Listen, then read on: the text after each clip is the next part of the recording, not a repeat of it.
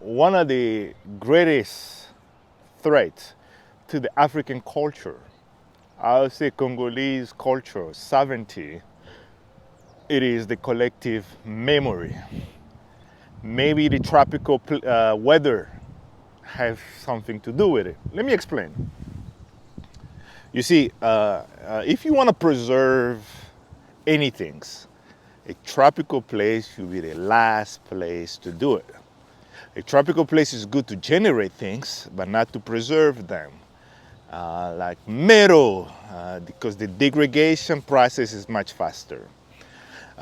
Growing up in Lubumbashi, in my neighborhood, there was this famous doctor. He had the most beautiful house in the neighborhood, high contribution to the collective.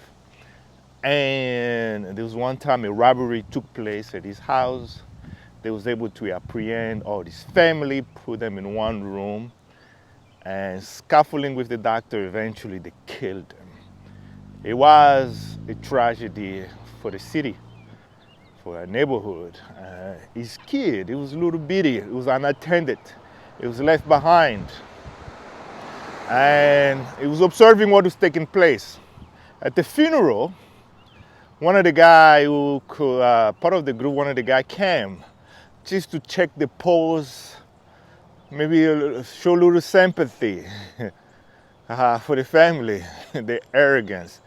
He didn't think they would recognize him, but the kid that was left unattended was able to recognize them and told the uncle that, hey, when dad was killed, this guy was at the house. Holy moly, all hell broke loose. They were able to apprehend him and they was able to track the whole gang, and justice was served. And the story always stuck in my mind. I was like, the only reason justice was served is because of memory. The kid was able to recall exactly who committed the crime. And you see a pattern even in Congo or in Africa. There's a lot of forgivefulness. Africans tend to forgive people. Now, we just forgotten.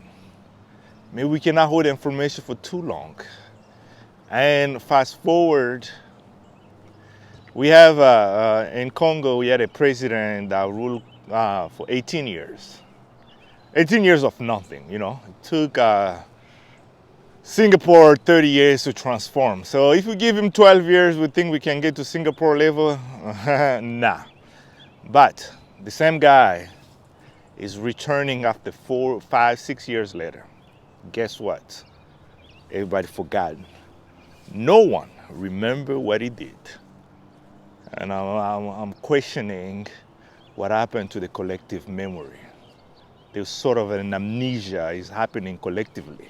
It's somebody's tinkering with the collective memory because it can't be right. Make sense to me. If you knew that guy was at the house killing your parent and he came to the funeral, you'd be like, oh, he's a different guy. He must be crazy.